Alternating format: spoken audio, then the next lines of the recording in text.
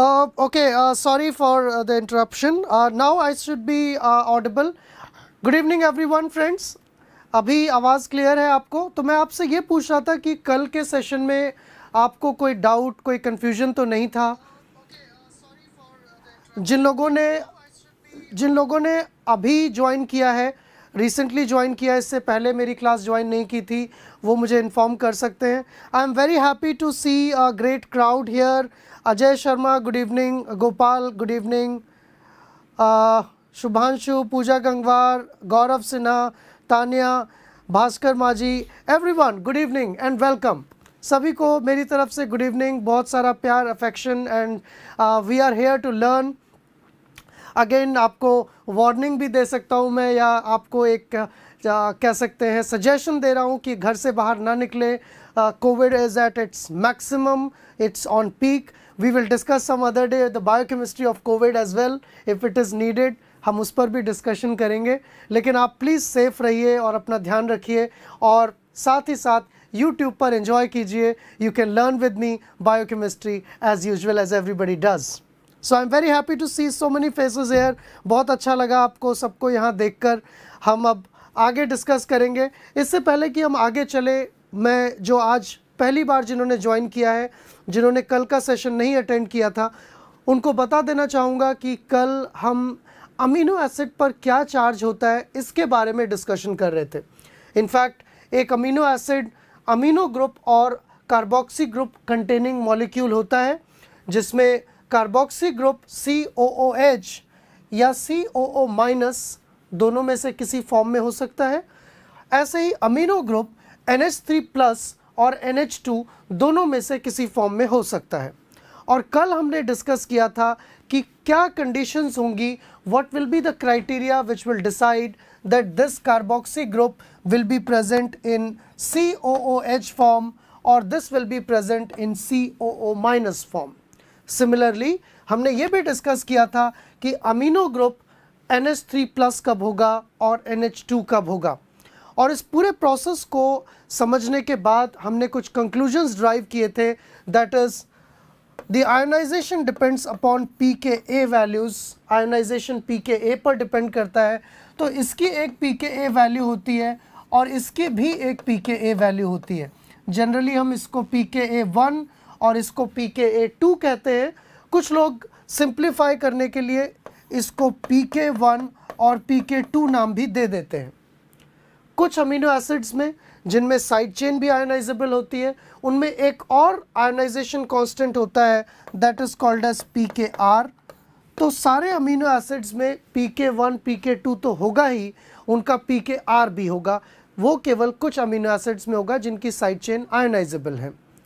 तो ये सारी चीज़ मिलकर pKa1, pKa2, pKr और सराउंडिंग मीडियम का जो pH है, ये सारी चीज़ें मिलकर डिसाइड करती हैं कि ओवरऑल चार्ज किसी अमीनो एसिड पर क्या होगा. और कल हम इस बात पर डिसीजन ले चुके थे. कल हम ये देख चुके थे कि भले ही आप अमीनो एसिड को किसी भी कैटेगरी में देख रहे हो, whether you are looking amino acid in hydrophobic category और हाइड्रोफिलिक कैटेगरी, 20 के 20 अमीनो एसिड जो है वो सारे के सारे कोई भी चार्ज एक्वायर कर सकते हैं. They can be negative, they can be positive और दे कैन बी न्यूट्रल. वो कुछ भी हो सकते हैं depending on prevailing conditions. Prevailing conditions पर उनका कुछ भी चार्ज हो सकता है. आप अगर हाईली एसिडिक सॉल्यूशन बना देंगे, अगर सॉल्यूशन बहुत ज़्यादा एसिडिक है, तो फिर उस पर जो है सारी चीज़ें प्रोटोनेटेड होंगी, तो पॉजिटिव चार्ज होगा. जैसे जैसे आप उसको डीप्रोटोनेट करेंगे, वैसे वैसे उसका चार्ज घटता चला जाएगा. और एल्कलाइन सॉल्यूशन में एक अमीनो एसिड जब उसके सारे प्रोटॉन निकल चुके होंगे, तब वो नेगेटिवली चार्ज होगा. राइट. तो आई गेस इतनी बात आपको समझ आ गई थी. और हमने pKa वैल्यू निकालने के लिए, pKa1, pKa2 निकालने के लिए एक एक्सपेरिमेंटल सेटअप डिस्कस किया था कि किस तरह से एक अमीनो एसिड को आप एक बीकर में रखिए, एसिडिक सॉल्यूशन में डिज़ोल्व कीजिए और फिर एक एक ड्रॉप करके उसमें OH यानी कि बेस डालते रहिए. और साथ ही साथ आपको क्या करना है, उसमें एक पीएच मीटर लगाकर पीएच मॉनिटर करना है और इस डेटा को कलेक्ट करना है कि कितनी ड्रॉप डालने के बाद कितना पीएच हो गया. सो आफ्टर एवरी ड्रॉप और आफ्टर एवरी फ्यू ml और may be fraction of millilitres you will have to check the pH. और जब ये आपको टेबल मिल जाएगी, you will have to use a graph paper and you have to plot this data of hydroxyl addition, hydroxyl equivalent and pH onto a graph. तब आप देखेंगे कि आपको एक बहुत ही यूनिक कैरेक्टरिस्टिक टाइप का ग्राफ मिलेगा. शुरू में पीएच में बिल्कुल चेंज नहीं होगा, एक फ्लैट कर्व, एक horizontal region that is called as buffering region. फिर ये अचानक से लाइन तेजी से बढ़ेगी, थोड़ी सी ड्रॉप्स डालने पर पीएच बहुत बढ़ जाएगा और एक टाइम ऐसा आएगा कि दोबारा आपको हॉरिजॉन्टल रीजन मिलेगा, पीएच बिल्कुल नहीं बढ़ेगा, आप OH की ड्रॉप्स डालते रहें तब भी, तो आपको फिर मिलेगा बफर जोन 2. तो ये बफर जोन 1 और बफर जोन 2 हमें क्यों मिला था, इसका रीज़न हमने देखा था कि ये जो अमीनो एसिड है शुरू में जब ये किसी एसिडिक सॉल्यूशन में है तो इसका कार्बोक्सी ग्रुप भी प्रोटोनेटेड है और अमीनो ग्रुप भी प्रोटोनेटेड है. ऑलराइट, दोनों ही ग्रुप प्रोटोनेटेड है. So because both of them are protonated, this has got a +1 charge and as soon as you add base, जैसे जैसे आप बेस डाल रहे हैं एक एक करके इसके प्रोटॉन निकलते जा रहे हैं. तो सॉल्यूशन में तो लाखों करोड़ों एसिड के मॉलिक्यूल होंगे अमीनो एसिड के, तो एक साथ तो सारे अपना प्रोटॉन रिलीज नहीं कर देंगे. They will eventually gradually they will release H+ ions and जैसे जैसे H+ आयन रिलीज होते जाएंगे वो OH को न्यूट्रलाइज करेंगे, वाटर बनाते जाएंगे और बचा हुआ जो अमीनो एसिड है जो अपना प्रोटॉन लूज कर चुका है वो इस फॉर्म में आ जाएगा. It will have carboxy group as COO-. और यही रीज़न है कि जब फॉर्म 1 फॉर्म 2 में कन्वर्ट हो रही होगी तो उस टाइम पर आप एक बफरिंग रीजन देखेंगे. OH डालते जा रहे हैं, ड्रॉप डालते जा रहे हैं, लेकिन पीएच में चेंज ही नहीं हो रहा है. क्यों नहीं हो रहा है? क्योंकि जो बाहर से OH डाल रहे हैं उनको कौन खा जा रहा है? उनको आप जो इससे निकलने वाले H+ आयन है वो खा जा रहा है, न्यूट्रलाइज कर दे रहा है. So buffer region 1 is basically due to transition between form 1 and form 2. लेकिन एक टाइम बाद सारे अमीनो एसिड के मॉलिक्यूल उस बीकर में इस फॉर्म में कन्वर्ट हो चुके होंगे और अब कोई भी प्रोटॉन डोनेट करने वाला नहीं बचेगा. So in that situation when there is nothing to donate a proton, every single drop of OH will continuously and rapidly shoot up the pH. तेजी से वो pH को बढ़ा देगी और तब आपको ये रीजन मिलेगा वर्टिकल रीजन इस ग्राफ का. एंड देन मैंने कहा था कि अमीनो ग्रुप अपना H+ तब तक लूज नहीं करेगा जब तक बाहर का सॉल्यूशन इस अमीनो ग्रुप के बेसिक नेचर से ज़्यादा बेसिक ना हो जाए. तो जब आप पीएच बढ़ाते जाएंगे बढ़ाते जाएंगे बढ़ाते जाएंगे, एक टाइम आएगा जब बाहर का सॉल्यूशन इस अमीनो ग्रुप के जो बेसिक नेचर है उससे भी ज़्यादा अल्कलाइन हो जाएगा. तो अमीनो तो अब एसिडिक बन गया क्योंकि बाहर ज़्यादा बेसिक नेचर है, तो अब ये प्रोटॉन डोनर बन जाएगा और अब ये अपना प्रोटॉन डोनेट करना शुरू करेगा. और जब ये अपना प्रोटॉन डोनेट करेगा तो फिर वही बफरिंग वाली सिचुएशन आएगी. फिर हर ड्रॉप जो आप डाल रहे हैं that drop will be neutralised by H+ ion generated by amino group और ये अमीनो कन्वर्ट हो जाएगा NH3+ के जगह NH2 में और ये अमीनो एसिड बन जाएगा अब नेगेटिवली चार्ज, -1 चार्ज आ जाएगा. और यहाँ पर इस बफर 2 रीजन में ट्रांजिशन हो रहा होगा फॉर्म 2 और फॉर्म 3 के बीच में. तो यहाँ हमने देखा कि इस कैरेक्टरिस्टिक ग्राफ पर अगर आप इस हॉरिजॉन्टल रीजन के मिड पॉइंट को लेकर y एक्सेस पर मिला देते हैं तो जहाँ ये जाकर मिलेगा pH की वो वैल्यू pKa1 की वैल्यू देगी जो हमने डिस्कस किया था. pKa1 क्या होता है, pKa2 क्या होता है? तो pKa1 यानी कि कार्बोक्सिलिक ग्रुप के आयनाइजेशन का जो एसिड डिसोसिएशन कांस्टेंट है उसका नेगेटिव लॉग pKa1 आपको इस ग्राफ पर प्रैक्टिकली मिल जाएगा. सिमिलरली जब आप इस हॉरिजॉन्टल पार्ट को इस लाइन पर y एक्सेस पर ड्रॉ करेंगे तो आपको जो दूसरी वैल्यू मिलेगी दैट विल बी pKa2 यानी कि अमीनो ग्रुप के एसिड डिसोसिएशन कांस्टेंट का नेगेटिव लॉग आपको इस वैल्यू से मिलेगा. इसके अलावा एक इंटरेस्टिंग बात हमने की थी and that interesting thing was, वो इंटरेस्टिंग बात थी इस वर्टिकल रीजन का, ये जो वर्टिकल रीजन है इसका जो मिड पॉइंट होता है that mid point if you take and just connect here, y axis पर लेकर जाएंगे तो ये जो पॉइंट होगा that is given a special name and it is called my dear friends isoelectric point. और आइसोइलेक्ट्रिक पॉइंट का मतलब है वो पीएच जिस पर most of the amino acid is in this neutral form which has two charges, and this in German called as Zwitterion. So the pH at which majority of amino acid in the solution, or predominantly all the amino acid molecules are in Zwitterionic form, that pH is known as isoelectric point. तो isoelectric point पर एक amino acid electrically neutral हो जाएगा, वो soluble भी कम रहेगा, और दूसरी बात इलेक्ट्रोफोरेटिक मोबिलिटी भी उसकी ज़ीरो हो जाएगी। And that is the process which is used for separation of proteins in isoelectric focusing. उनको एक ऐसे जोन में ले आते हैं आप जहाँ वो न्यूट्रल हो जाएं, फिर वो इलेक्ट्रिक करंट में मूव करना बंद कर देते हैं, तो अलग अलग प्रोटीन्स जिनके पीआई अलग अलग होते हैं वो अलग अलग एरियाज़ में जाकर रुक जाते हैं। So that PI concept is used there in separation.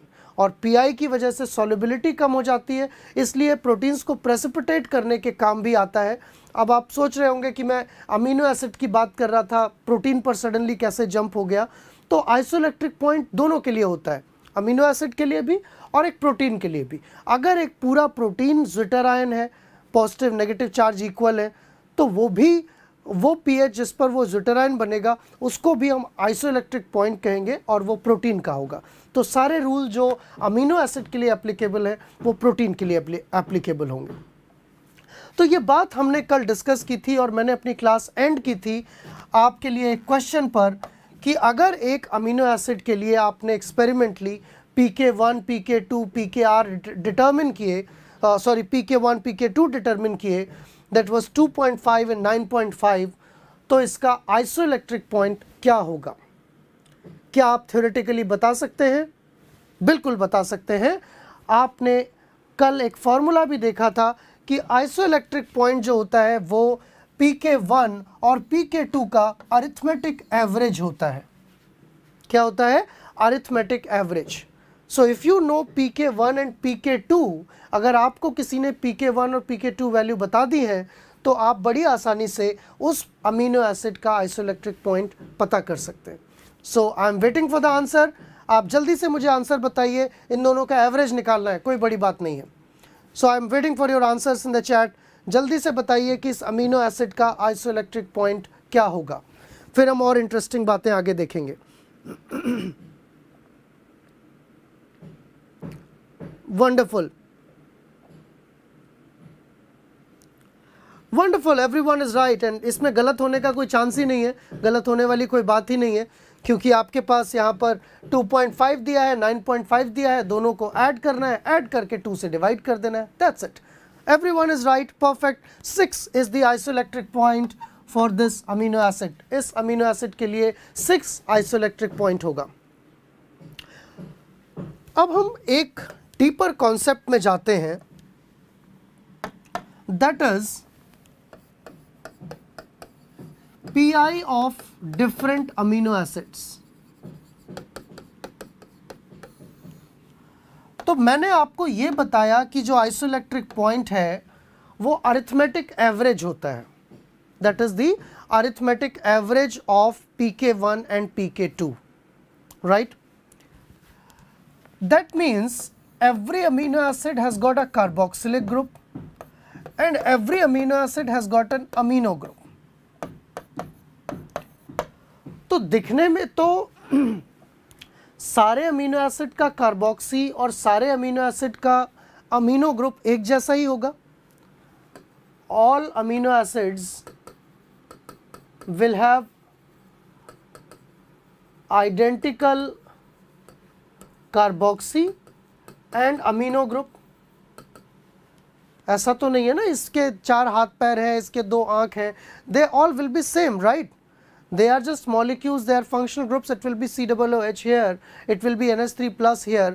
So if you talk about all amino acids, किसी भी अमीनो एसिड की हम बात करें तो PK1 और PK2 सेम ही होना चाहिए, है या ना? pK1 और pK2 तो सेम होना चाहिए ना सारे अमीनो एसिड्स के लिए, और pK1 और pK2 सेम होगा तो आइसोइलेक्ट्रिक पॉइंट भी सेम होना चाहिए, लेकिन ऐसा तो नहीं होता है। अगर आप किसी भी स्टैंडर्ड बायोकेमिस्ट्री की बुक में सारे अमीनो एसिड्स की चार्ट देखेंगे pK1 और pK2 वैल्यूज़ का, आप चाहें तो इस वीडियो के बाद आप क्लास में किसी बुक में देख सकते हैं, मैं भी आपको एक चार्ट प्रोवाइड कर दूंगा इसमें एज ए लिंक। तो आप उस चार्ट में देखेंगे कि सारे अमीनो एसिड का जो pK1 है और pK2 है वो सेम नहीं है, थोड़ा थोड़ा वेरी कर रहा है। कितना वेरी कर रहा है? pK1 करीब करीब 2.5 प्लस माइनस 2 वेरी करता है, इनफैक्ट ज़्यादा ही वेरी करता है, कभी plus minus I will say 1। तो किसी किसी में 2.5, किसी किसी में 3.5, किसी किसी में 1.8 बदल जाता है pKa। ऐसे ही pK2 जो है वो भी वेरी करता है काफ़ी एक्सटेंट तक, 9.5 से ज़्यादा भी, 9.5 से कम भी, 12 तक चला जाता है कभी कभी pK2, 10 तक चला जाता है कभी कभी pK2। तो दोनों ही चीज़ें pK1 और pK2 दोनों ही वेरी करती हैं। You can find the variation in the table which is given in many textbooks. So my question is कि why this variation? Why does it vary? अलग अलग अमीनो एसिड्स का pKa और pKa2 same क्यों नहीं होता है? क्या कोई इस बात का आंसर दे पाएगा? Is there anyone in the class who will be able to answer this कि why pKa1 and pKa2 of all the amino acids is not same despite the fact that you have same type of same nature of functional groups? Anyone please? I am waiting for your answers.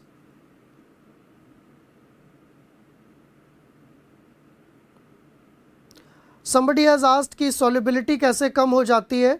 तो जब कोई molecule charged रहता है या polar रहता है तो water के मॉलिक्यूल से ज़्यादा इंटरैक्ट करता है। जब वाटर के मॉलिक्यूल से ज़्यादा इंटरैक्शन होगा तो वो चीज़ ज़्यादा सॉल्युबल होगी, और जब वो इलेक्ट्रिकली न्यूट्रल हो जाएगी तो इंटरैक्ट ही नहीं करेगी तो वो सेटल डाउन हो जाएगी। तो इलेक्ट्रिकली न्यूट्रल हो जाने की वजह से, पोलैरिटी ख़त्म हो जाने की वजह से सॉल्युबिलिटी डिक्रीज हो जाती है। Okay, the R group, Nikhil Verma has answered the R group has affects the pKa values. Okay, side chain, बिल्कुल आप सही बता रहे हैं कि साइड चेन होने की वजह से इस पर फ़र्क पड़ेगा, लेकिन क्यों? साइड चेन तो दूर है, साइड चेन कैसे इफेक्ट करेगी? क्या वो जाकर इंटरैक्ट करेगी? क्या वो टर्न होकर चली जाएगी, मुड़कर चली जाएगी? साइड चेन कैसे इस कार्बोक्सिलिक ग्रुप के pKa और इस अमीनो ग्रुप के pKa को इन्फ्लुएंस करेगी, इस बात के बारे में बताना है। ये बात आपकी सबकी ठीक है कि R ग्रुप की वजह से होगा, लेकिन क्यों? R ग्रुप की वजह से क्यों होगा? R ग्रुप कैसे उसको कंट्रोल करेगा? तो इस बात को समझने के लिए आपको थोड़ा सा फिर केमिस्ट्री में जाना पड़ेगा। अगर मैं कहूँ कि एक कार्बोक्सी ग्रुप है और यहाँ पर एक CH2 ग्रुप लगा हुआ है, राइट, एक CH3 लगा हुआ है, तो अगर आप इस चेन को बढ़ाते चले जाएंगे, like if somebody ask you कि एसिटिक एसिड और फॉर्मिक एसिड यानी कि HCOOH, CH3COOH, CH3CH2COOH, इनमें कौन ज़्यादा एसिडिक है? ये क्वेश्चन तो आपने किया होगा हाई स्कूल में, बहुत ही एलिमेंट्री लेवल का क्वेश्चन है, कोई बड़ी बात नहीं है। तो जिसमें से प्रोटॉन रिलीज करने की एबिलिटी ज़्यादा आसान होगी वो ज़्यादा एसिडिक होगा। तो आप यहाँ पर एक चीज़ पढ़ते हैं ऑर्गेनिक केमिस्ट्री में कि जैसे जैसे अल्काइल ग्रुप की चेन बढ़ती जाती है, अल्काइल ग्रुप बढ़ता जाता है, this has a special effect that is called as plus inductive effect. तो ये प्लस इंडक्टिव इफेक्ट क्या करता है? ये सिस्टम में इस ऑक्सीजन की तरफ इलेक्ट्रॉन भेज देता है। इलेक्ट्रॉन क्लाउड का जो डाइवर्जन है वो ऑक्सीजन की तरफ हो जाता है, और अगर यहाँ पर ऑक्सीजन के पास इलेक्ट्रॉन डेंसिटी बढ़ जाती है because of the plus inductive effect, then it will hold this proton more tightly.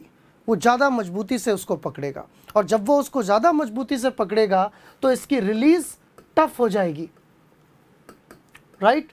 और जब ये रिलीज टफ हो जाएगी तो आप कह सकते हैं ये वीक एसिड हो जाएगा, वीकर एसिड हो जाएगा। पीके वैल्यू पर क्या फ़र्क पड़ेगा? तो बताइए मुझे, प्लस इंडक्टिव इफेक्ट से पीके वैल्यू डिक्रीज होगी या इंक्रीज होगी? जो मैंने कॉन्सेप्ट बताया उसके बेसिस पर आप देखकर बताइए कि प्लस इंडक्टिव इफेक्ट अगर होगा तो पीके वैल्यू एक फंक्शनल ग्रुप की बढ़ेगी या घटेगी। रिमेंबर दैट कल मैंने कुछ बताया था आपको कि larger the K stronger the acid, larger the K smaller will be the pK and stronger will be the acid.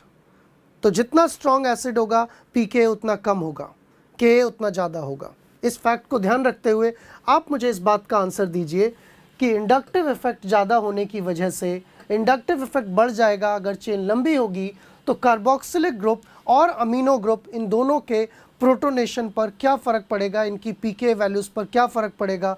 Will they increase और they will decrease?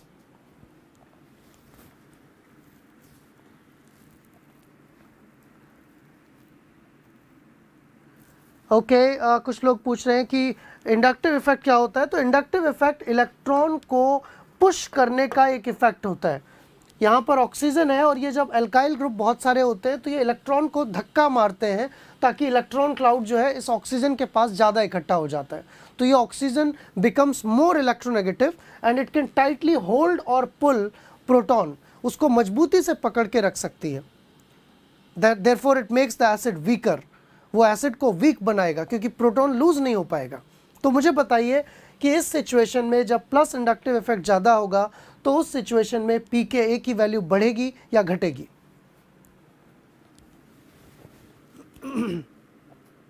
Okay, Charu is saying decreases and Ajay Singh is saying increases, Gopal Kumar is saying decreases. So mixed answers, बहुत लोग increase बोल रहे हैं, कुछ लोग decrease बोल रहे हैं। तो अगर आपने कल की क्लास बहुत ध्यान से सुनी होगी, मैंने अभी भी रिपीट किया आपको कि लार्जर द वैल्यू ऑफ पीके की वैल्यू जितनी ज़्यादा होगी उतना ही एसिड क्या है, वीक होता चला जाएगा, क्योंकि इन्वर्स रिलेशन है। के और एसिडिक स्ट्रेंथ में डायरेक्ट रिलेशन है। के बड़ा, एसिड स्ट्रॉन्गर, के छोटा, एसिड वीक। लेकिन पीके कम, एसिड स्ट्रॉन्ग, पीके ज़्यादा, एसिड वीक। तो एसिड क्या हो रहा है इंडक्टिव इफेक्ट से? Acid is becoming week, acid weak होता जा रहा है। तो पीके वैल्यू क्या हो जाएगी? लार्ज हो जाएगी, बड़ी हो जाएगी, it will increase. So you can go back and you can check at the table I'm sorry, you can look at the table of amino acids. आप किसी भी स्टैंडर्ड बुक में, मे बी लेनिंजर, वोइट एंड वोइट, और even if you are watching on YouTube, side में आप एक window खोलकर simply Google images पर सर्च कर लीजिए pK values of amino acids, all amino acids. तो अगर साइड बाय साइड आप एक इमेज ओपन कर लें, सारे 20 अमीनो एसिड्स की पीके वैल्यूज़ आपको एक टेबल के फॉर्म में इजीली मिल जाएंगी, right? You can find that readily on internet, but you won't find explanation there. That's why you require understanding. So उस टेबल में आप देखेंगे कि उस टेबल में अलग अलग अमीनो एसिड की जो पीके वैल्यूज़ है वो अलग अलग है। किसी की वैल्यू 2.5 है, किसी की वैल्यू 2.1 है, किसी की वैल्यू 1.8 है। तो ये सारी जो वैल्यूज़ हैं अलग अलग अमीनो एसिड्स की pK1 वैल्यूज़ कार्बोक्सी ग्रुप के लिए ये अलग अलग होती हैं, बट नियर अबाउट वो रहती एसिडिक जोन में ही है। ऐसा नहीं है कि बहुत ज़्यादा वेरिएशन है। It will hardly vary from 2.5 to let's say 3 और sometimes it may go to 1.8। तो क्या आप मेरे लिए एक काम करेंगे? आप मुझे ये बताइए कि 20 अमीनो एसिड्स में सबसे ज़्यादा एसिडिक कार्बोक्सिलिक ग्रुप किस अमीनो एसिड का होता है? Mark my question carefully. Which amino acid among all 20 standard amino acid has got the strongest acidic group? ये जो स्ट्रॉन्गेस्ट एसिडिक ग्रुप है वो किसका होता है? हिंट दे देता हूं कि इसकी pKa वैल्यू या pKa1 वैल्यू स्मॉलेस्ट होगी।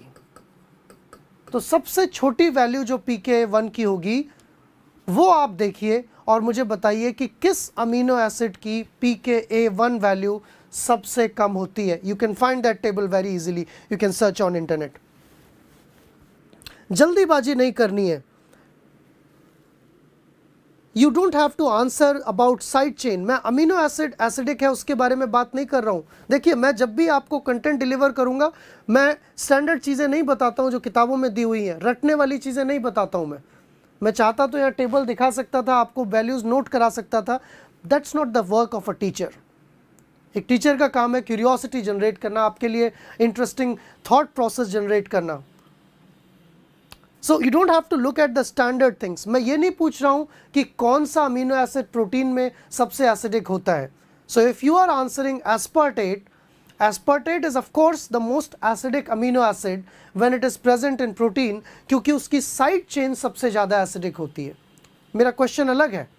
मेरा क्वेश्चन है कि सबसे ज़्यादा एसिडिक कार्बोक्सिलिक ग्रुप किस अमीनो एसिड का होता है? I will be happy if somebody answers that. Okay, Dikshit, I am sorry I am not able to read your name. Dikshit Datta, excellent. You have seen the table and you said that histidine has got pKa value.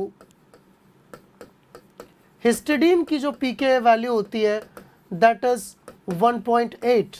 So I was saying the values revolve around 2. 2 के आसपास ही value होती हैं, 2 से थोड़ा कम, कुछ की 2 से थोड़ा ज़्यादा। तो आप अगर पूरी टेबल में pKa वैल्यूज़ देखेंगे तो वो 2 के आसपास ही रिवॉल्व कर रही होंगी।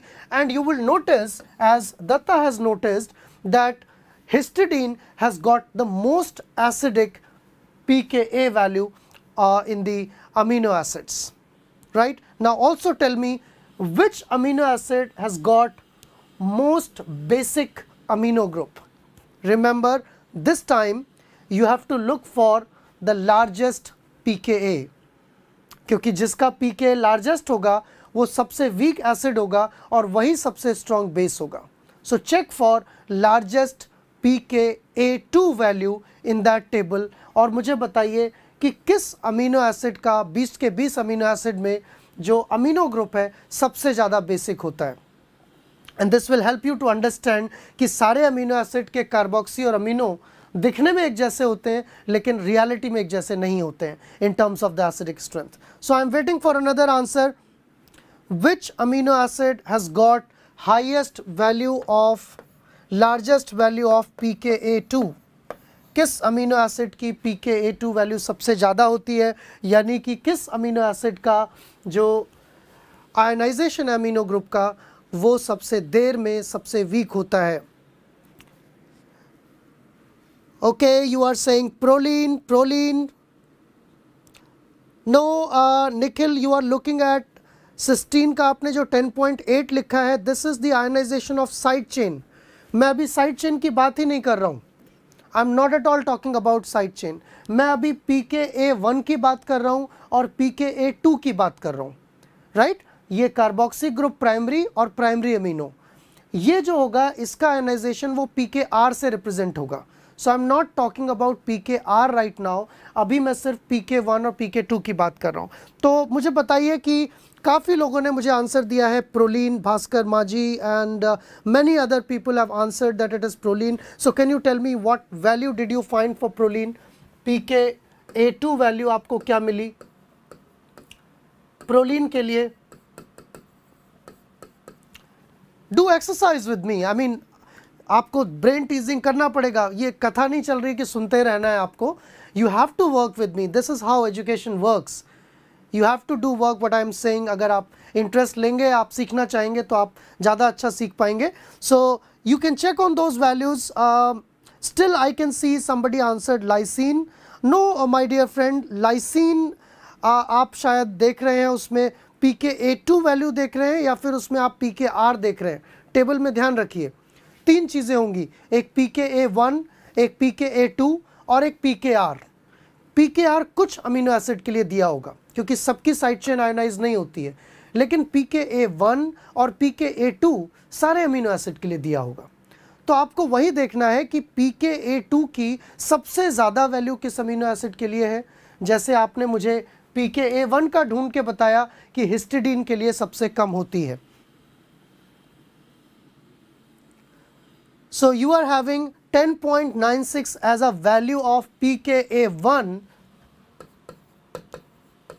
for proline, and the reason is quite specific. Reason उसका clear है क्योंकि proline में side chain interact हो जाती है and rather than primary amino it becomes secondary amino group, so that makes it difficult for proline to release its proton. उसका proton release करना मुश्किल हो जाता है।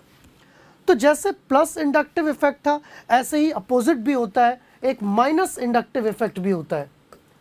अगर कोई इलेक्ट्रोनेगेटिव ग्रुप चेन में लगा हुआ है, जैसे साइड चेन में OH लगा हुआ है, साइड चेन में अगर कोई और इलेक्ट्रोनेगेटिव एलिमेंट नाइट्रोजन लगा हुआ है, तो साइड चेन में अगर इस तरह के इलेक्ट्रोनेगेटिव ग्रुप लगे होते हैं, वो इलेक्ट्रॉन को खींचते हैं, और जब इलेक्ट्रॉन को खींचेंगे तो प्रोटॉन का रिलीज को वो आसान बना देंगे। जैसे प्लस इंडक्टिव इफेक्ट से क्या हो रहा था, ये इलेक्ट्रॉन भेज रहा था ऑक्सीजन के पास, और ऑक्सीजन के पास जब बहुत इलेक्ट्रॉन आ गए वो पावरफुल हो गया, प्रोटॉन को बहुत मजबूती से उसने होल्ड कर लिया। लेकिन कोई चीज़ उसकी पावर खींच ले रही है ऑक्सीजन की, वो कमज़ोर होता जा रहा है। जब वो कमज़ोर होता जा रहा है तो प्रोटॉन आसानी से छूट जाएंगे, मतलब वो एसिडिक ज़्यादा हो जाएगा, pKa की वैल्यू क्या हो जाएगी, कम हो जाएगी। तो हिस्टिडीन की वैल्यू कम होने के पीछे रीज़न क्या है कि इसमें एक रिंग होता है, इमिडाजोल रिंग, जिसमें 2 नाइट्रोजन लगे हुए हैं, और वो नाइट्रोजन इलेक्ट्रॉन को अपनी तरफ खींच लेते हैं इस कार्बोक्सिल ग्रुप से, और इसलिए ये कमज़ोर पड़ जाता है ऑक्सीजन, और जब ये ऑक्सीजन कमज़ोर पड़ जाता है तो इसकी वजह से वो स्ट्रॉन्गर एसिड बन जाता है। तो ये बेसिकली लॉजिक है कि सारे अमीनो एसिड का pKa1 pKa2 बराबर क्यों नहीं होता है। बताइए, इंटरेस्टिंग लगा या नहीं लगा? क्या ये बात आपको पहले से पता थी कि सारे अमीनो एसिड्स का pKa1 और pKa2 बराबर क्यों नहीं होता है? तो क्योंकि pKa1 और pKa2 बराबर नहीं होता है, इसलिए उनका जो आइसोइलेक्ट्रिक पॉइंट है वो भी बराबर नहीं होता है। All different amino acids have got different isoelectric points, और इसलिए मैंने आपको कहा था कि आइसोइलेक्ट्रिक पॉइंट वो पॉइंट होता है, वो pH होता है जिस पर एक अमीनो एसिड न्यूट्रल होता है। तो अगर आप अमीनो एसिड को लेकर 7 pH में डिसॉल्व कर रहे हैं तो 7 pH पर अमीनो एसिड सारे के सारे न्यूट्रल नहीं होंगे, केवल वो अमीनो एसिड न्यूट्रल होगा जिसका आइसोइलेक्ट्रिक पॉइंट 7 है। यानी कि अगर आपको किसी अमीनो एसिड को न्यूट्रल बनाना है डेलिबरेटली, तो आप क्या कीजिए, जो उसका आइसोइलेक्ट्रिक पॉइंट है उस pH का एक सॉल्यूशन बनाइए और उसमें उसको डाल दीजिए। So if you make a solution equal to isoelectric point and if you add amino acid to it, तो वो अमीनो एसिड न्यूट्रल हो जाएगा। So that's the trick, amino acid को न्यूट्रलाइज करने की ट्रिक। अगर आपको आइसोइलेक्ट्रिक पॉइंट पता है, you make the solution of the same pH as that of isoelectric point, you put that amino acid into that solution and you make that amino acid neutral. So क्योंकि हर amino acid का isoelectric point अलग है, इसलिए हर amino acid अलग अलग pH पर neutral होगा, वो सेम pH पर 7 pH पर न्यूट्रल नहीं होंगे। अगर आपके माइंड में ये मिथ है कि न्यूट्रल pH पर यानी कि 7 pH पर सारे अमीनो एसिड न्यूट्रल हो जाते हैं, तो इस मिथ को दूर कर दीजिए। All the amino acids will become neutral at different pH that will be equal to their isoelectric point. तो ये इंपॉर्टेंस थी आइसोइलेक्ट्रिक पॉइंट समझने की, आइसोइलेक्ट्रिक पॉइंट का मीनिंग समझने की, और क्यों आइसोइलेक्ट्रिक पॉइंट अलग होता है सारे अमीनो एसिड्स के लिए, इस बात को जानने की। Is that good? Good enough?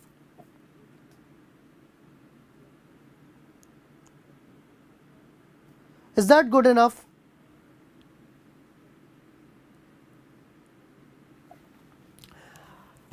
Okay, so if I now take you to another part, अभी तक हम ये बात कर रहे थे कि एक अमीनो एसिड जो है उसका आइसोइलेक्ट्रिक पॉइंट उसका pKa1 और pKa2 इसका एवरेज होता है, right?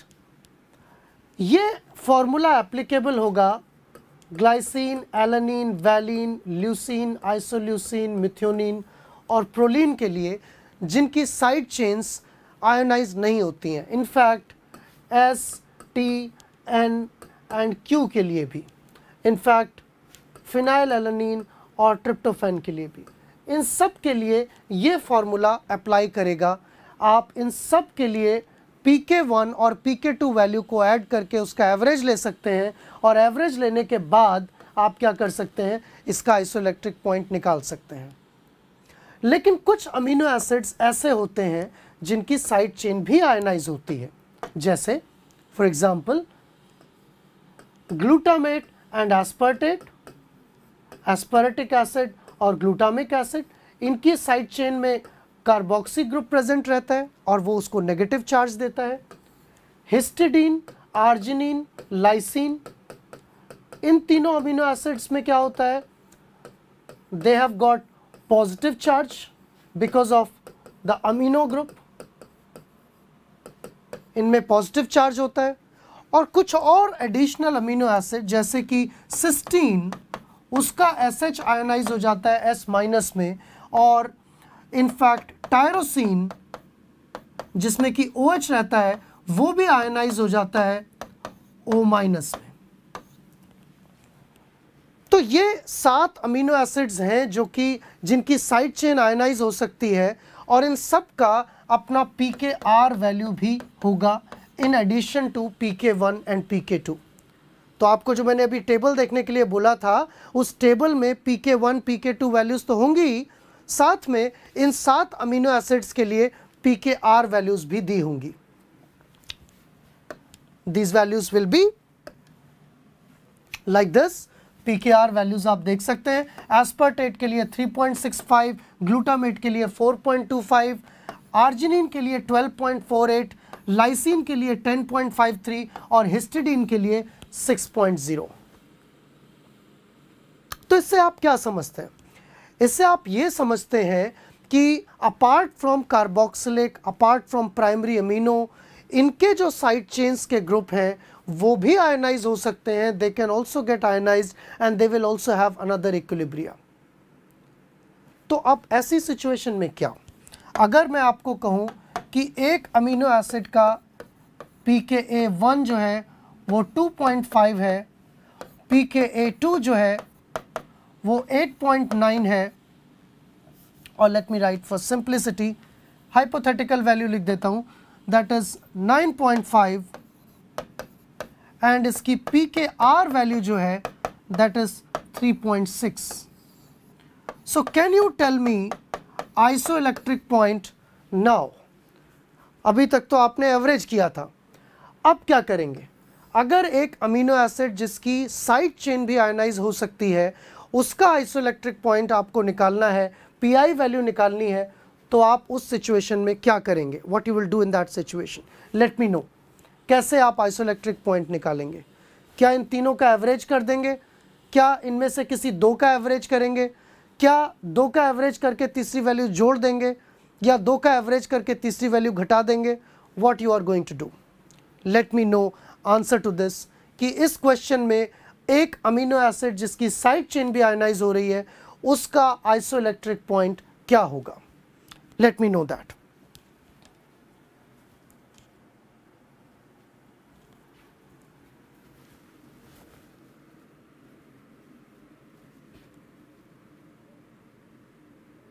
Okay, one question is serine का क्यों नहीं होता है?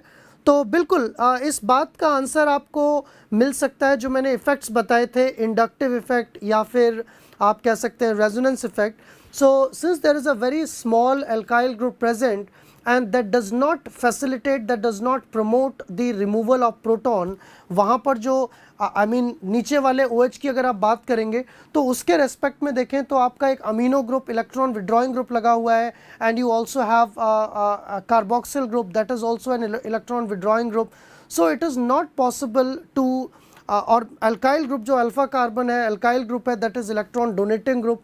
सो ओवरऑल हम ये देखते हैं कि क्या प्रोटॉन लूज़ करने की एबिलिटी है या नहीं है। अगर प्रोटॉन बहुत दूर हो जाएगा, like OH will be far away, अगर OH दूर हो जाता तो आई थिंक शायद पॉसिबल हो पाता, provided that if there is strong electron withdrawing group, like if you have on serine it is just CH2OH, right? But if I add a long chain, अगर मैं यहाँ पर एक long chain attach कर दूँ, I make a hypothetical amino acid and I add a long chain and I provide an electron withdrawing group here, कोई electron withdrawing group लगा दूँ, and then I put OH somewhere here. So then you can expect a very strong negative inductive effect which will dominate other effects, and as there will be very strong negative inductive effect, the polarization will be very high, and in that situation proton can be released. So not every amino acid that has got hydroxyl group can donate proton. जो tyrosine है, that is because of the resonance effect. Resonance effect वहाँ पर होता है, that facilitates the release of proton much easier. But serine and threonine, despite the fact that they have oxygen, despite the fact that they have hydroxyl group, they are not able to release. Very interesting question, बहुत अच्छा question है कि जब tyrosine OH release कर सकता है, उसका PKR हो सकता है, तो सेरीन थ्रियोनिन क्यों नहीं कर सकते? So it all depends upon inductive and resonance effect. Okay? On the other hand, आप सेरीन और सिस्टीन देखिए, तो सेरीन में OH है और सिस्टीन में क्या है? SH है. तो ऑक्सीजन की जगह सल्फर हो जाने की वजह से, because the polarity differs there, sulphur में से H रिलीज हो सकता है इजीली, ऑक्सीजन से रिलीज नहीं हो सकता है. The reason is quite clear. Oxygen is much more electronegative, that holds proton much more powerfully, but sulfur is less electronegativity, so it can readily lose its proton.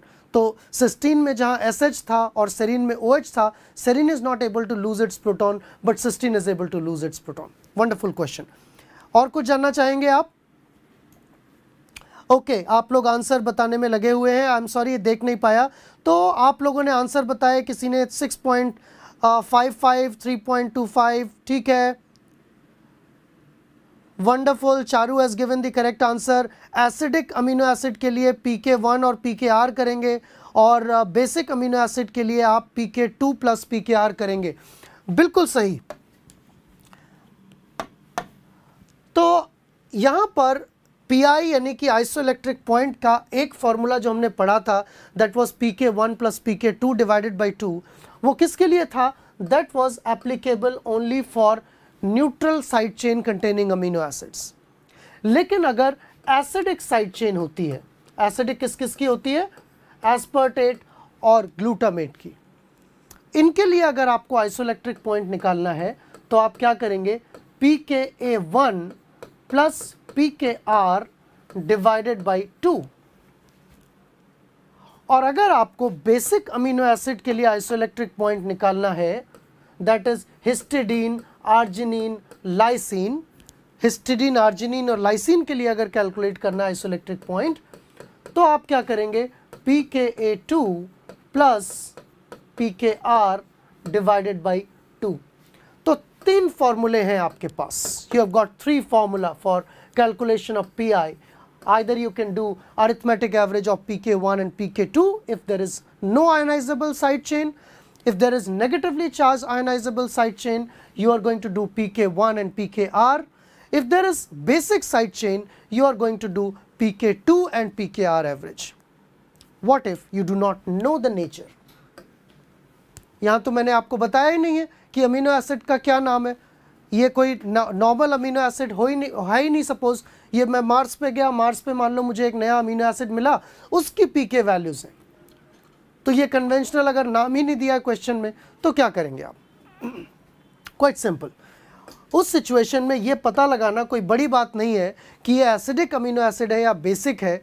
अगर ये side chain का जो PKR value है, if this is falling in acidic range, आप देख रहे हैं ये एसिडिक रेंज में है, so it means it is an acidic amino acid.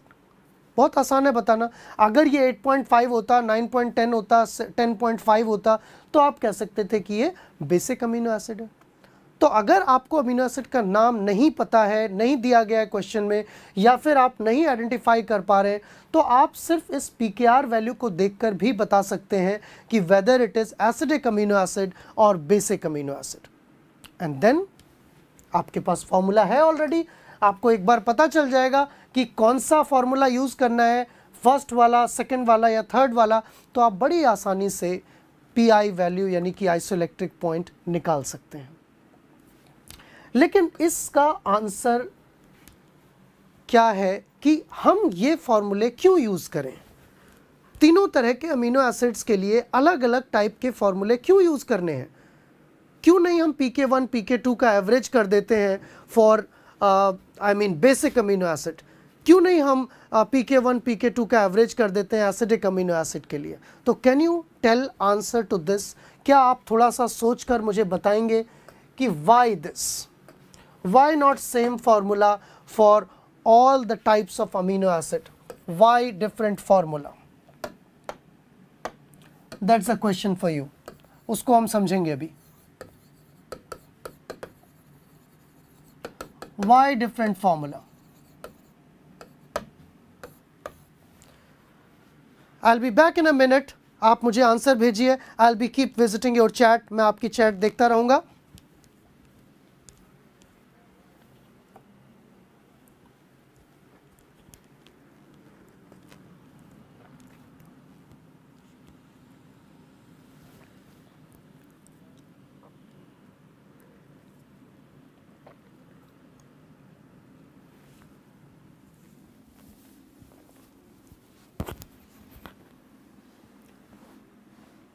So can you just tell me कि ऐसा क्यों है?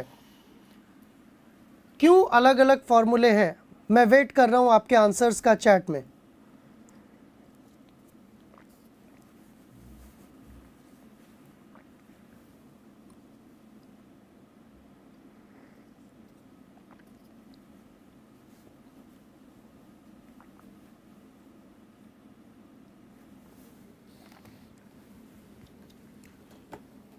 Looking for your answers.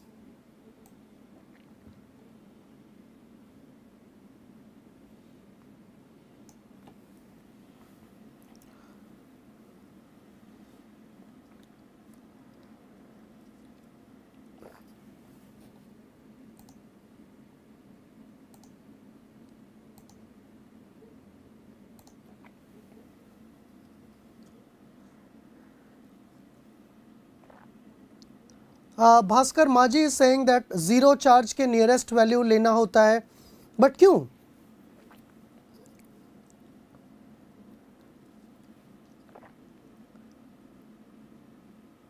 Mokti Mir is saying because different nature of amino acid in terms of acidic and basic chain. Okay.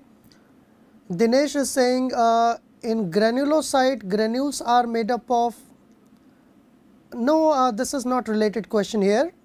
Probably we can discuss at other point of time.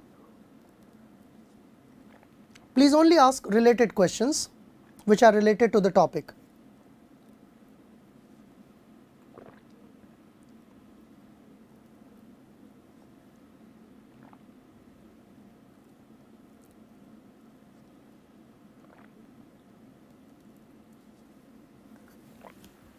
तो इस बात का answer अब मैं आपको देता हूं कि क्यों ऐसा होता है. So in order to understand this, why it is like this, let us take few examples of amino acid. पहले हम एसिडिक अमीनो एसिड की बात करते हैं. एक एसिडिक अमीनो एसिड की बात करते हैं. एक acidic amino acid, for example, if I right here COOH, NH3 plus H, and let us say there is another COOH. It can be either aspartic acid or glutamic acid. अगर aspartic होगा तो CH2COOH होगा, glutamic होगा तो दो CH2 लगे होंगे. That's the difference. अब जैसा हमने कल की क्लास में टाइट्रेशन देखा था, बिल्कुल वैसा ही इमेजिन करते हैं कि हमने ग्लूटामिक या एस्पारेटिक एसिड को एक बहुत ही स्ट्रॉन्ग एसिडिक सॉल्यूशन में डिसॉल्व किया है. तो सारा कुछ प्रोटोनेटेड है. This is protonated, this is protonated and this is also protonated.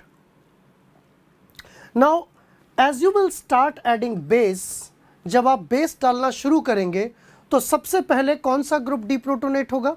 जो सबसे ज़्यादा एसिडिक होगा, जिसकी प्रोटॉन रिलीज करने की टेंडेंसी सबसे ज़्यादा होगी, and this is this group. तो ये मॉलिक्यूल कन्वर्ट हो जाएगा, NH3 तो ऐसा ही रहेगा, NH3 plus, carbon COO minus, and here you will still have COOH and H, and that will be governed by pKa1. If you start further keep on adding OH, तो थोड़ी देर के लिए ये कर्व फ्लैट होगा। मैं साथ के साथ आपको कर्व भी बना देता हूँ, यहाँ पर इसका ग्राफ बना देता हूँ, वैसा ही जैसा कल बनाया था pH और OH के बीच में। तो पहले ये फ्लैट हो गया कर्व जब ये आयनाइज हो रहा था, क्योंकि यहाँ से निकलने वाले H प्लस बाहर से आने वाले OH के साथ वाटर बना ले रहे थे। फिर जब ये ख़त्म हो जाएगा, एग्जॉस्ट हो जाएगा, सारे प्रोटोनेट डीप्रोटोनेट हो जाएंगे, तो फिर ये थोड़ा सा बढ़ेगा और फिर उसके बाद अब ये रेडी है अपना प्रोटॉन रिलीज़ करने के लिए। तो आप कह सकते हैं कि अब pKr रेगुलेट करेगा इस चीज़ को, और किस फॉर्म में कन्वर्ट हो जाएगा ये molecule, NH3 plus C, COO minus and COO minus H। तो अब ये फॉर्म आ जाएगी। जब ये फॉर्म आएगी तो फिर ये थोड़ी देर के लिए, जब ये कन्वर्जन चल रहा होगा, तो फिर थोड़ी देर के लिए कर्व ऐसा हो जाएगा, राइट। इसको मैं बोलता हूँ फॉर्म 1, इसको बोलता हूँ फॉर्म 2, इसको बोलता हूँ फॉर्म 3। तो यहाँ 1 से 2 में कन्वर्जन हो रहा था, यहाँ 2 से 3 में कन्वर्जन हो रहा है, लेकिन अभी एक प्रोटॉन और बाकी है। अभी आप और OH अगर डालेंगे तो ये फर्दर आयनाइज होगा और it will lead to the formation of molecule that will look something like this. कुछ ऐसा मॉलिक्यूल बन जाएगा और एक बार आयनाइजेशन होगा, और वो किस चीज से रेगुलेट होगा, pK2 वैल्यू से। तो फिर एक बार ये ग्राफ ऊपर जाएगा और फिर एक बार ये ग्राफ ऐसे जाएगा। यहाँ फॉर्म 3 4 में कन्वर्ट हो रही होगी, right. So instead of the typical graph जो हमने कल देखा था, कल ये ग्राफ हमारा कुछ ऐसा था, 1 और 2 इक्विलिब्रिएशन, 2 बफर जोन थे। इनका जो मिड पॉइंट था pK1 और pK2, और इसका जो बीच का हिस्सा था that was giving us isoelectric point. तो हमने आइसोइलेक्ट्रिक पॉइंट को डिफाइन कैसे किया था, वो pH जहां पर mostly amino acid zwitter ion बन जाता है, उसको हम आइसोइलेक्ट्रिक पॉइंट कहते हैं। तो अगर हम यहाँ चार्ज देखें, if you look at the charge here, the first form has got what charge? It is having a +1 charge. The second form plus minus neutral हो गया, 0 charge. Third form has got -1 charge, plus minus cancel, एक minus extra. यहाँ पर ये neutral और 2 negative charge, यानी कि -2 charge. तो ये फर्स्ट, सेकंड, थर्ड और फोर्थ फॉर्म का चार्ज है। ज्विटर आयन कौन सा है इनमें से? Zwitter ion is this one, ये ज्विटर आयन है, राइट। यानी कि अगर आपसे मैं बात करूं कि ये पूरा ज्विटर आयन किस जगह बन रहा है इस ग्राफ में, तो आप देखेंगे कि जब फॉर्म 1 फॉर्म 2 में कन्वर्ट हो रही थी, यानी कि बफर जोन 1 आया था, तब ये बनना शुरू हुआ था, और जब ये पूरी तरह बन जाएगा तब ये फिर ग्राफ ऊपर बढ़ेगा, दिस विल गो अप, क्योंकि अब ये पूरी तरह ज्विटर आयन में कन्वर्ट हो गया, अभी ये आयनाइज होना शुरू नहीं हुआ है। तो जब तक ये आयनाइज होना शुरू नहीं हुआ है और पीएच बढ़ रहा है, इसका मतलब इस पीएच पर, यहाँ पर मिड पॉइंट पर, अगर आप इसको यहाँ पॉइंट आउट करते हैं, that will give you isoelectric point, क्योंकि यहीं पर तो प्रिडोमिनेंटली न्यूट्रल होगा, इसी जगह तो अमीनो एसिड प्रिडोमिनेंटली न्यूट्रल होगा, ज्विटर आयनिक होगा। अगर आप आगे चले जाएंगे, इस बफर रीजन में चले जाएंगे, तो फॉर्म 2 और फॉर्म 3 50-50% होगी, यानी कि ज्विटर आयन और -1 चार्ज वाला। अगर आप इस जगह चले जाएंगे तो यहाँ पर ये वाली फॉर्म और ये वाली फॉर्म -1 और -2 चार्ज वाली फॉर्म 50-50% होगी, और यहाँ पर पहले वाले फेज में +1 और न्यूट्रल चार्ज वाली फॉर्म 50-50% होगी। So this is the reason of 50-50%। ये जो हॉरिजॉन्टल बफर रीजन है, यहाँ पर 2 फॉर्म 50-50% में होती हैं, और जो वर्टिकल रीजन होता है वो आपको एक प्रिडोमिनेंट फॉर्म बताता है। तो क्योंकि ज्विटर आयन इन दोनों के बीच आ रहा है pKa1 और pKar के बीच में, that's why the average of pKa1 and pKr will be pi here. इसलिए यहाँ पर आइसोइलेक्ट्रिक पॉइंट जो होगा वो pK1 और pKr का एवरेज होगा, not the average of all the three, नहीं ना कि average of pKr and pK2, क्योंकि इसका मिड पॉइंट अगर आप लेंगे तो यहाँ पर क्या होगा, ये मिड पॉइंट क्या बताएगा, दिस विल टेल यू कि ज़्यूटरायन अब इसमें कन्वर्ट हो रहा था तो ये बफर रीजन आया। अब ये वाली फॉर्म यानी कि -1 चार्ज वाली फॉर्म प्रिडोमिनेंट है, तो अगर इसके मिड पॉइंट को आप यहाँ ज्वाइन कर देते हैं, ये आपको बताएगा कि -1 वाली फॉर्म कब प्रिडोमिनेंट है। So that's why we have for acidic amino acids, acidic amino acid के लिए हमें जो है वो pK1 प्लस pKr करते हैं। और इसी तरह से अगर आप बेसिक अमीनो एसिड्स की बात करें तो उसका भी मैं जल्दी से एग्जांपल दे देता हूँ। बेसिक अमीनो एसिड्स में instead of 2 carboxylic groups you can have 2 amino groups. I am making a general structure. Some may have NH2 plus, some may have NH plus. I am just making general structure, not any specific amino acid.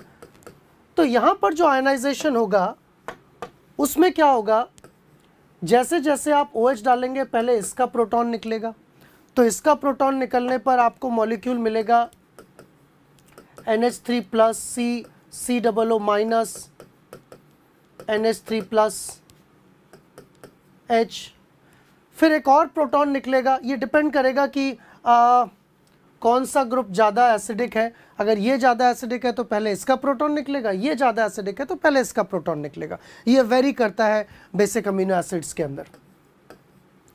So let us से कि इसका amino group पहले निकल रहा है, that will make NH3 plus COO minus NH2 H, इसका भी proton निकल गया। This will be governed by pKr, this will be governed by pK1 and then finally एक और आयनाइजेशन होगा और उसमें आप देखेंगे कि ये वाला प्रोटॉन भी रिलीज होगा NH2 COO minus H NH2। तो अगर आप यहाँ पर टिपिकल फॉर्म्स देखें इसकी, this is form 1, this is form 2, form 3 and form 4, और अगर इसका भी ग्राफ बना लें तो इसका भी ग्राफ कैसा आएगा, 3 बफरिंग जोन आएंगे इसमें। एक बफरिंग जोन होगा जो फॉर्म 1 से 2 जब कन्वर्ट हो रही होगी, 1 इक्वल टू 2, फिर वर्टिकल आएगा जब मोस्टली 2 फॉर्म होगी, जब ये वाली फॉर्म डोमिनेट कर रही होगी, फिर एक हॉरिजॉन्टल रीजन आएगा, ये रिप्रेजेंट करेगा 2 3 के बराबर हो गया है, ये फॉर्म इसके बराबर हो गई है, फिर थोड़ी देर बाद सारा 2 3 में कन्वर्ट हो जाएगा and you will have mostly 3, और फिर उसके बाद ये दोबारा हॉरिजॉन्टल होगा क्योंकि अब 3 4 में कन्वर्ट हो रहा होगा, 3 इज इक्वल टू 4। तो आपको 3 बफरिंग जोन मिलेंगे, एक बफरिंग जोन यहाँ, एक बफरिंग जोन यहाँ, एक बफरिंग जोन यहाँ। और इस केस में अगर आपको आइसोइलेक्ट्रिक पॉइंट ढूंढना है तो कैसे ढूंढेंगे, इसका चार्ज क्या है +2, इसका चार्ज क्या है प्लस माइनस कैंसिल +1, इसका चार्ज क्या है 0, इसका चार्ज क्या है -1। ज़्यूटराइन कहाँ है, where is the zwitterion, this is zwitterion, ये है ज़्यूटराइन। ओके, सो ये ज़्यूटराइन है, किस किस के बीच में एग्जिस्ट कर रहा है ये, दिस इज एग्जिस्टिंग बिटवीन, आप देखिए जब फॉर्म 2 से 3 में कन्वर्जन हो रहा था, जब 2 3 में पूरी तरह कन्वर्ट हो जाएगा, तो देखिए 2 3 में यहाँ कन्वर्ट हो रहा था, और जब ये पूरा कन्वर्ट हो जाएगा तो मोस्टली 3 इज योर ज़्यूटराइन, ये आपका ज़्यूटराइन है। तो यहाँ पर आपको जो पॉइंट मिलेगा that will be isoelectric point, और ये किसके किसके बीच में होगा, this is your pKr, this is your pK2, and since this is between pKr and pK2 the isoelectric point will be pKr plus pK2 divided by 2। Basic amino acids के लिए इसका arithmetic average होता है। So that's all my friends, मेरी तरफ से आज की क्लास में इतना ही। और भी बहुत सारी चीज़ें हैं सीखने के लिए, कोई लिमिट नहीं होती है। There are plenty of things to learn. बहुत सी चीज़ें हैं जो आप सीख सकते हैं, जो आप जान सकते हैं। लेकिन मुझे लगता है कि ये 2 दिन का जो सेशन है आपका अमीनो एसिड के ऊपर चार्ज डिसाइफर करने का, चार्ज डिटरमिन करने का, वो आपके लिए हेल्पफुल रहा होगा। आइसोइलेक्ट्रिक पॉइंट कैसे निकालते हैं, एक्सपेरिमेंटली कैसे पीआई पता किया जाता है, पीके ए कैसे मालूम करते हैं, पीके बी कैसे मालूम करते हैं, पीके 2 कैसे मालूम करते हैं, इसको हमने एक्सपेरिमेंटली और थ्योरेटिकली दोनों तरह से देखा। और हमने ये भी देखा कि आइसोइलेक्ट्रिक पॉइंट पर अगर कोई पीएच है तो अमीनो एसिड के चार्ज पर क्या फ़र्क पड़ता है। लास्ट में एक कंक्लूडिंग रिमार्क मैं आपको दे सकता हूँ कि अगर pH, if the pH is equal to Pi, the charge on amino acid will be 0. If pH is greater than Pi, solution alkaline है, Pi से ज़्यादा है, तो प्रोटॉन क्या हो जाएंगे, विड्रॉ हो जाएंगे, चार्ज नेगेटिव रहेगा। अगर pH Pi से कम है तो चार्ज क्या होगा, पॉजिटिव होगा। ओके, लेकिन क्या सारे मॉलिक्यूल pH बढ़ने पर Pi से pH ज़्यादा होने पर सारे मॉलिक्यूल एक साथ डिप्रोटोनेट हो जाएंगे? नहीं। अगर किसी अमीनो एसिड का Pi 6 है लेटर से, तो pH 7 पर कुछ परसेंटेज ही उसका डिप्रोटोनेट होगा। जैसे जैसे आप pH बढ़ाएंगे, pH 8 कर दीजिए और थोड़ी परसेंटेज डिप्रोटोनेट हो जाएगी, pH 9 कर दीजिए और थोड़ी परसेंटेज डिप्रोटोनेट हो जाएगी। So as you increase the pH by factor of 1, the deprotonation degree will change by the factor of 10 के फैक्टर से चेंज होगी। और इसको आप एग्जैक्टली अगर निकालना चाहते हैं कि कितने pH पर कितनी फॉर्म प्रोटोनेटेड होगी और कितनी डिप्रोटोनेटेड होगी, तो उसके लिए आप हेंडरसन-हैसेलबach इक्वेशन को यूज़ कर सकते हैं। That is pH is equal to pKa plus log of conjugate base और सॉल्ट बाय एसिड। यानी कि अमीनो एसिड की 2 फॉर्म्स का जो रेशियो है वो आप यहाँ से निकाल सकते हैं। So ratio of salt by acid which I can say deprotonated by protonated form, deprotonated by protonated form will be equal to pH minus pKa, इसका एंटीलॉग। तो जो प्रिवेलिंग pH आपको दिया है, पूछा गया है कि अच्छा बताइए कि हिस्टिडीन का pH 7 पर कितना परसेंटेज जो है साइड चेन डीआयोनाइज होगा। तो आप साइड चेन का pKa यूज़ कर लीजिए 6, pH जो है 7, तो 7 माइनस 6 हो गया 1, एंटीलॉग 1 क्या हो जाता है 10, यानी कि 10 अगर एंटीलॉग आ रहा है तो डीप्रोटोनेटेड और प्रोटोनेटेड फॉर्म का रेशियो जो होगा 10:1 हो जाएगा। अगर डिफरेंस 2 का हो जाएगा तो एंटीलॉग 2 100, तो रेशियो 100:1 हो जाएगा। अगर ये डिफरेंस 3 का हो जाएगा, मतलब pH और pKa में डिफरेंस 3 का हो गया है, तो 1000 फोल्ड डिफरेंस हो जाएगा।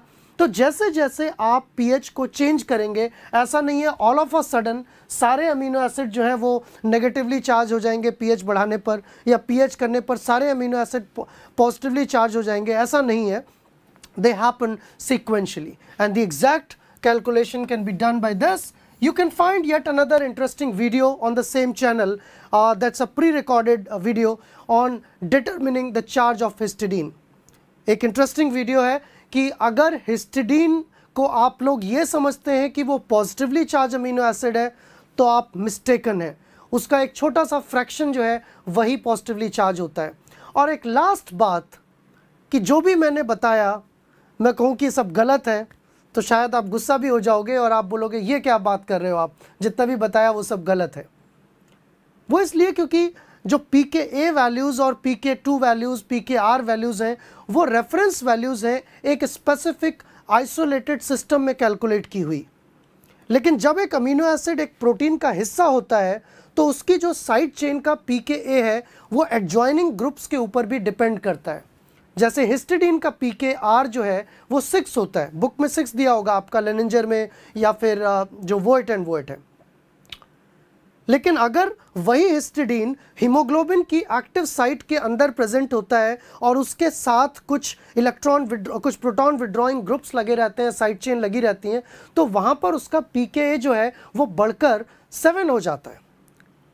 तो ऐसा नहीं है कि जो टेबल में वैल्यूज़ दी हैं वही हमेशा रहेंगी। PKA1, PKA2, PKR values, these are subject to change and these are dependent on the surrounding environment, especially when an amino acid is present in the protein as a part of a residue. So that was the complete thing. मेरी तरफ से इतना ही। I hope आपको अच्छा लगा होगा। आपके comments का वेट करूँगा मैं, और आप इन वीडियोस को शेयर कीजिए ताकि आपके फ्रेंड्स भी बेनिफिटेड हो सकें। This is all for benefit of the society. These are free classes, ताकि आप लोग जो रिमोट एरियाज़ में हैं, इस समय इस टफ सिचुएशन में कुछ सीखना चाहते हैं, वो लोग इसका बेनिफिट ले सकें। So I wish you all the very best. Thank you very much for joining the session and patience and your time.